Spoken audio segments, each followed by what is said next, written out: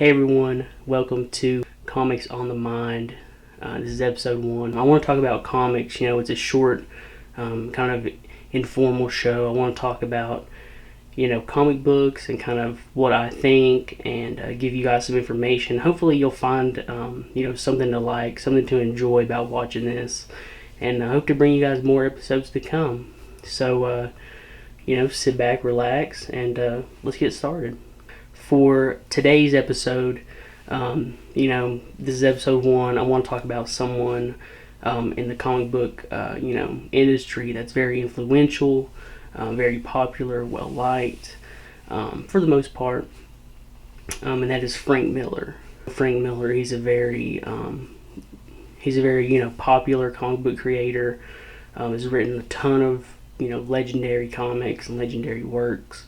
Basically, what I want to do is I want to talk about some of the important comic books that he's written, some of the most influential comics that he's written, and kind of give my thoughts on them and kind of how they impacted his career and the individual characters that he writes about. So Frank Miller kind of gets his start in the late 70s, mid to late 70s.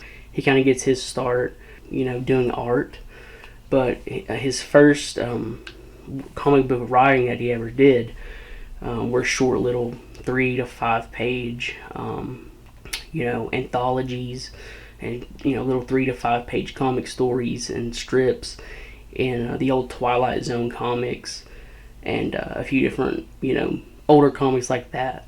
And his first ever credited, comic book writing was in a comic magazine called Weird War Tales. And again, like I said, this is in the late 70s. So this is kind of where he got started, was doing these short little 3 to 5 page, comic strips in these anthology magazines like Twilight Zone. And his first credited was Weird War Tales. So after that, he kind of gets his foot in the door in the comic book industry. What happens is he actually starts doing art for the Spectacular Spider-Man comic book series. And so he starts off doing cover art, and he does like supplemental art for the Spider-Man series in the late 70s.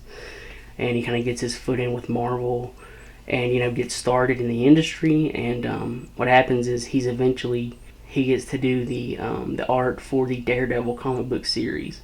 And at the time, in the late 70s, Daredevil was a very different character. He's a very different comic book character, and his comic was very different than what it is now. Basically what happened is, at the time, Daredevil wasn't a popular, character at all. Wasn't a popular comic book. So those comics weren't selling. A lot of people weren't reading Daredevil. Marvel was actually about to cancel the Daredevil comic book series. Like it just wasn't, it didn't pick up. It wasn't something that a lot of people read. So they were going to just cancel it. And Frank Miller comes along and he gets put to be the artist for the Daredevil series, doing the pencils. And eventually what happens is he kind of transitions into being the writer for the series. So he starts off from going, doing the art. He makes it known that he wants to be the writer for this series, and Marvel gives him the chance. The higher ups, the editors and stuff at Marvel give him the chance to be the writer for Daredevil. And what happens is he transitions into being the writer, and from 1979 until 1982, Frank Miller writes Daredevil. What happens is people love his Daredevil. They read it every month. What kind of happens is the start of Frank Miller's influence on the comic book industry, right? The thing about his Daredevil series, why it's so popular, why so many people love it, is he kind of introduces a lot of adult themes and a lot of darker themes into the Daredevil comics and into the Daredevil story. At the time, Daredevil was kind of this wacky, adventure kind of comic series, right, and character. Frank Miller introduces a lot of different characters, a lot of different stories that kind of are more important and more dark and action-packed and violent, right? He introduces a character named Elektra, and if you know anything about Elektra, she's this super cool, super kind of sexy female. She's like a female ninja assassin, basically. And throughout Frank Miller's run, writing Daredevil, he, a lot of the drama and a lot of the action in the series revolves around Elektra. She starts off as Daredevil's love interest. She's a love interest for Matt Murdock and everything. And then, I won't spoil what happens to her, but a lot of the drama is around Elektra and Daredevil in Frank Miller's series, writing it. He introduces very human moments. One of the most famous Daredevil moments, of all of the Daredevil comics, one of the most famous moments, Frank Miller writes an issue where Daredevil wants to basically kill his arch nemesis Bullseye. And Bullseye is this, he's like this very vicious, violent assassin, basically. And there's an issue where Daredevil, wants to just kill him, wants to kill Bullseye. And so there's, and that's like a dilemma that's been in, superhero media, superhero comics, is do they kill, do they not kill? What does it mean if they kill? And you can imagine, the early 80s, that's kind of mind-blowing, right?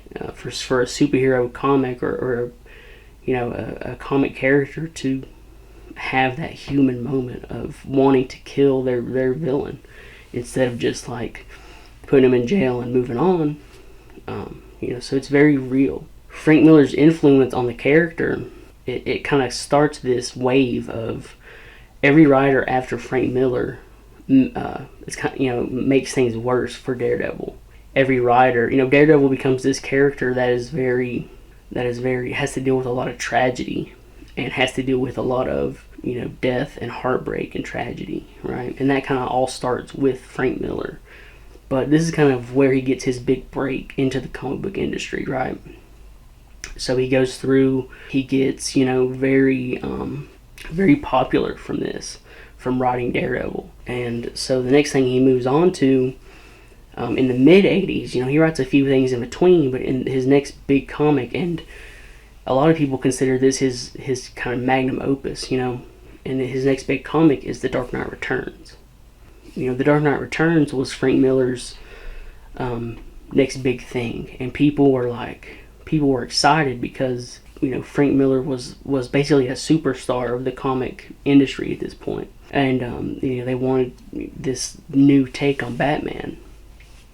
And The Dark Knight Returns is a series. If you never read it, it basically takes place in a far off, kind of not far off, but kind of distant future. And in The Dark Knight Returns, Batman is this kind of older, kind of grumpy old man type character. And the story is that this series takes place after the death of Jason Todd. It basically is what if Batman had retired after the death of Jason Todd? Batman has been retired for 25 years or something. He sees that Gotham is in this state of controlled by gangs and controlled by criminals. And so The Dark Knight Returns is about Batman's, restarting his war on crime. The thing about The Dark Knight Returns, is that it has a lot of very epic and very iconic Batman moments that come along in its story. It kind of starts off with Batman and his war on the gangs and on this mutant gang that kind of is controlling Gotham, and he kind of has to topple this gang, right? And then from there, Batman has to confront his old villains. Because Batman has been retired for 20 years, a lot of his old villains aren't criminals anymore. So he has to fight them again because they come back, because they see Batman is back. So they come back to be criminals and to kill Batman and fight Batman and stuff. So the main ones that he fights are Two-Face and the Joker. And that's one of the most, influential, iconic Batman moments is his final confrontation with the Joker in this series. The series kind of ends with Batman having his final confrontation with Superman or his final meeting with Superman. Another like characteristic of Frank Miller's writing is that a lot of people joke that he hates Superman, or that he hates superpowered characters, because Frank Miller tends to write a lot of vigilante street level characters like Batman, Daredevil. But in The Dark Knight Returns, Superman is this kind of pawn to Lex Luthor, because in the Dark Knight Returns story, Lex Luthor is the president of the United States, and whenever he sees that Batman is back, and Batman is trying to return and save Gotham, he sends Superman to fight, to kill or to fight Batman. Towards the end of the Dark Knight Returns, you have this epic kind of confrontation where Batman has to tactically figure out how to stop Superman, or at least try to stop Superman, right? But if you're a Batman fan, you love to see it, because it's like Batman is taking on, he has to use all of his tactics and all of his gadgets to try to fight Superman. The Dark Knight Returns comes out, and the same thing kind of happens, where people go crazy over it, because it is this kind of dark, violent, epic take on Batman. Around the same time, this is like 86 to 88, I think, Alan Moore, who's another super influential, super popular comic book writer, he releases a comic called Watchmen. What happens in the comic book industry is you have The Dark Knight Returns comes out, and Watchmen both come out pretty much around the same time, and it causes this shift. It causes this big change in the comic book industry. I think the best way I've heard it explained is that the higher ups at Marvel and DC kind of realize that comics aren't just for kids anymore. The kids that grew up reading comics in the 60s, in the 60s and 70s, are now teenagers or in their 20s, in their 20s or 30s, during the 80s, right? And so there's this kind of shift in the comic book industry where comics become darker and more violent. And it kind of starts with Dark Knight Returns and Watchmen, right? There's these more adult, violent themes that pop up. And that's where a lot of the influence of Frank Miller comes from. Is he kind of is this symbol for adult comics and kind of more violent, gritty comics. You have all your favorite superheroes, like Superman and Flash and Green Lantern, having more violent and more adult stories.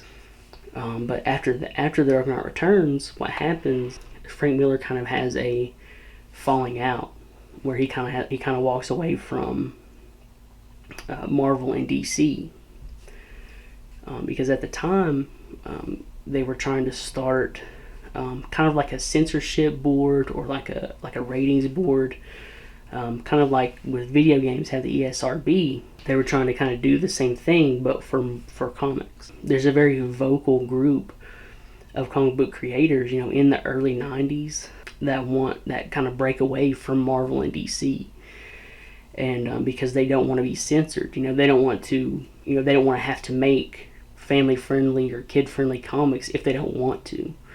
And so Frank Miller's one of those guys. Alan Moore's one of those guys. Guys like Todd McFarlane, Jim Lee, they're kind of all in that group that kind of step away from Marvel and DC and want to do their own thing.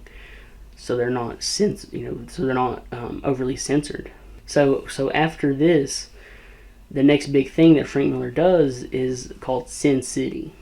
And Frank Miller's Sin City is, he doesn't do it for Marvel or DC. He's doing it for a company called Dark Horse Comics.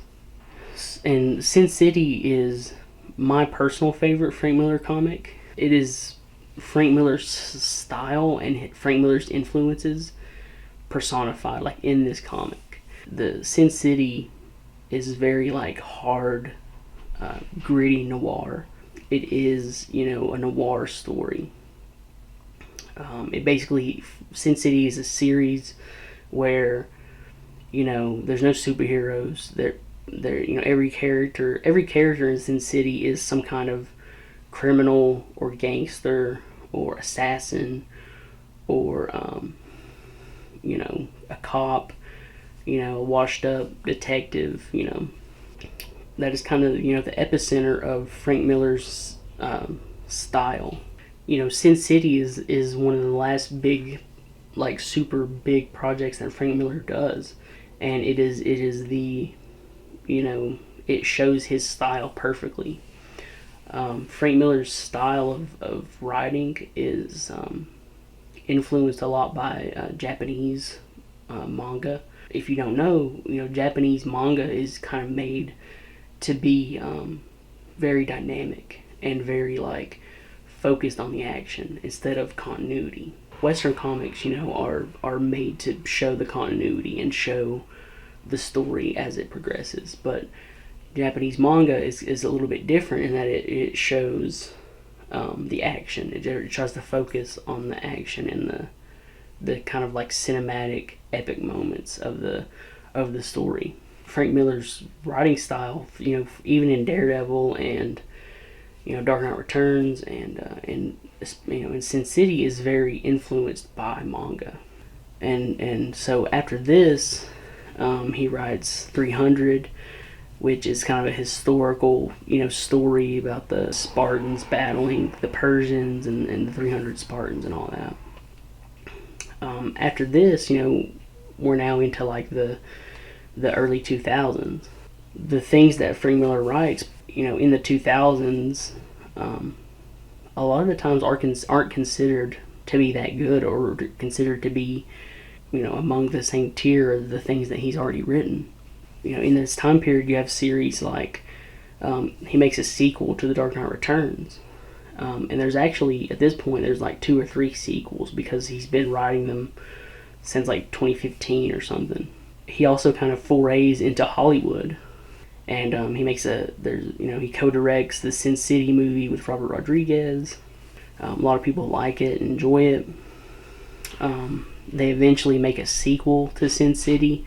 He co-directs a movie about the Spirit. The Spirit is a character created by Will Eisner, another very like classic comic book character, like vigilante character. Co-directs the Spirit movie, and it kind of flops too. A lot of people don't like it. A lot of people don't.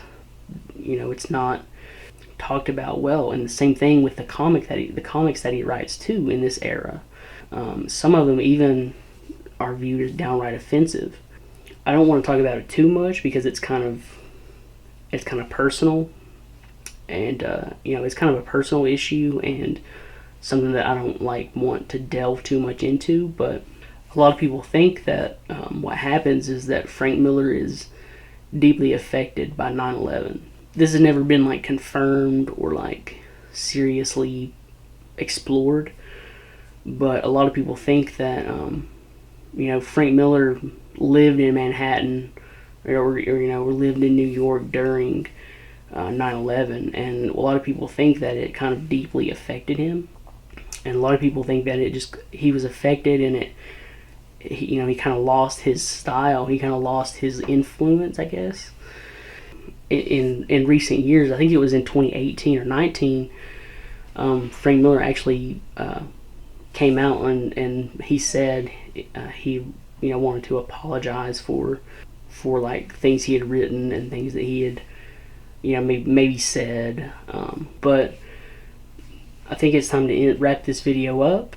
I enjoy talking about comics. I enjoy talking about Frank Miller and his legacy and his influence on the comic book industry. Like I said, he's one of my personal favorite writers, comic book creators. So, with that, I want to go ahead and end this video. If you're new to comics, hopefully you've learned something. Hopefully you found something that you want to read or research about. And yeah, I thank everybody for watching this. If you like this video, that's awesome. Feel free to like and all that. But yeah, this has been Comics on the Mind, episode 1. I am Chase Powers, and yeah, thank you all for watching. Bye-bye.